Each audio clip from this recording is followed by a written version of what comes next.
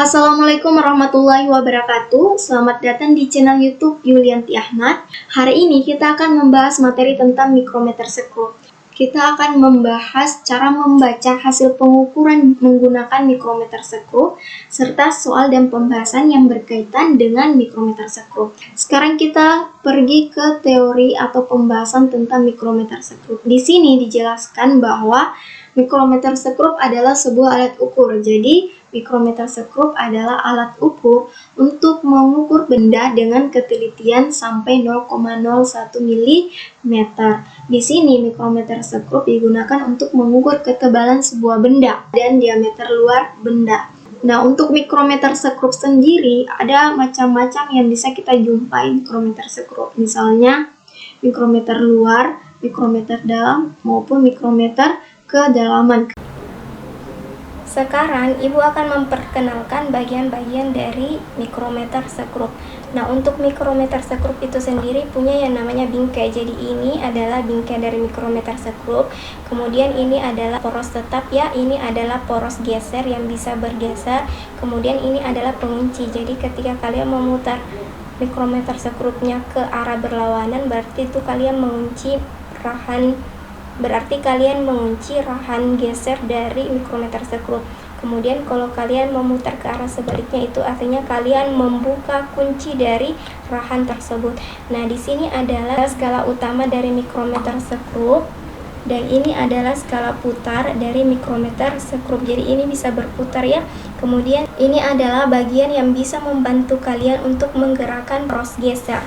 Untuk menggunakan mikrometer sekrup, jadi kan fungsi dari mikrometer sekrup itu adalah untuk mengukur ketebalan sebuah benda. Sehingga di sini kita membutuhkan benda untuk mengukur ketebalannya. Misalnya saya punya di sini buku kecil, ini akan kita ukur berapa ketebalan dari buku ini. Caranya adalah kalian ambil mikrometer sekrup, kemudian geser. Jadi ini tadi bagian untuk menggeser, membantu menggerakkan poros gerak ya. Oke, nah sekarang sudah kita gerakkan, kita masukkan bendanya seperti ini. Oke, ini sudah masuk. Nah sekarang kita geser,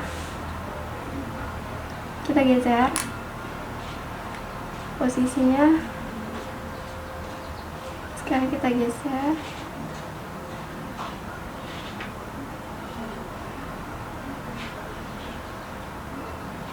Oke, kalian bisa dengar suara dari bagian ini. Jadi kalau kalian sudah mendengar suara dari sini, itu ketika kalian memutar, itu artinya dia sudah menjepit dari benda ini. Jadi dia sudah terjepit. Sekarang kita coba membunyikan sebanyak 3 kali supaya kita lebih yakin lagi kalau buku ini sudah terjepit dengan rapat. Oke, kita dengar. 1, 2, 3. Oke, sudah 3 kali. Oke, jadi walaupun bukunya kita geser-geser tidak masalah. Nah, sekarang kita kunci. Artinya di sini dia sudah terkunci, tidak bisa bergerak lagi.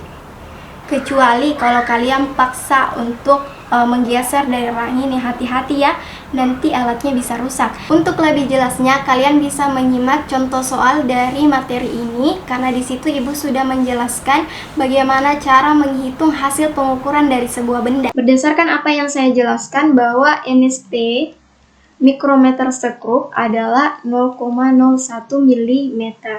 Nah, untuk menentukan bagaimana kita memperoleh 0,01 mm, yaitu menggunakan persamaan NST skala utama dibagi dengan jumlah skala putar. Nah, terlebih dahulu kalian harus mencari berapa NST dari skala utama, kemudian menghitung keseluruhan dari skala putar.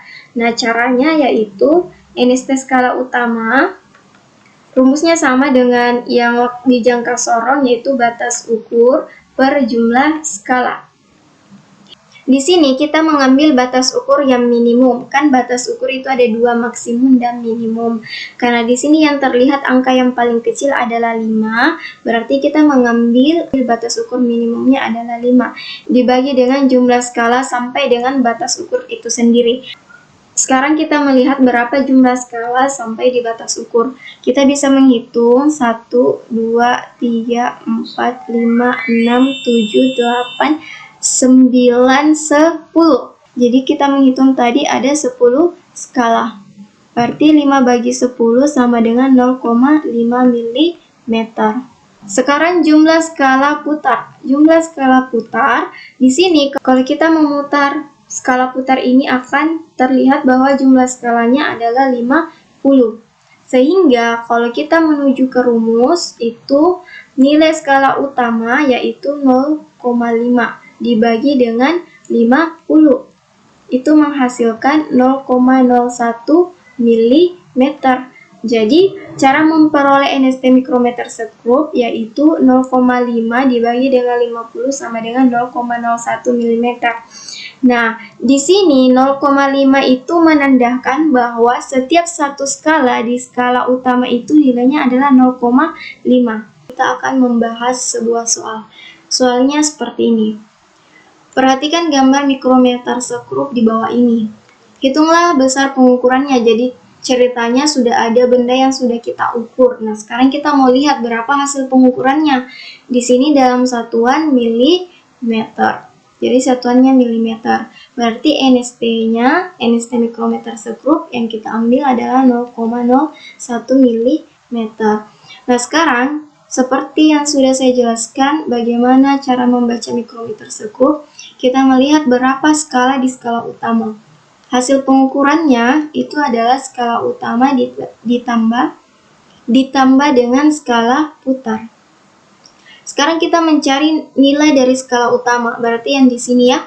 Kita melihat di sini ada angka 3. Angka 3 pas, berarti kita ada angka 3 pas, berarti skala utamanya adalah 3. Nah, sekarang skala putar. Untuk skala putar, kita melihat garis yang horizontal dari skala utama. Garis horizontalnya yang ini, dia sejajar dengan skala putar ya. Garis horizontal ya sejajar di sini.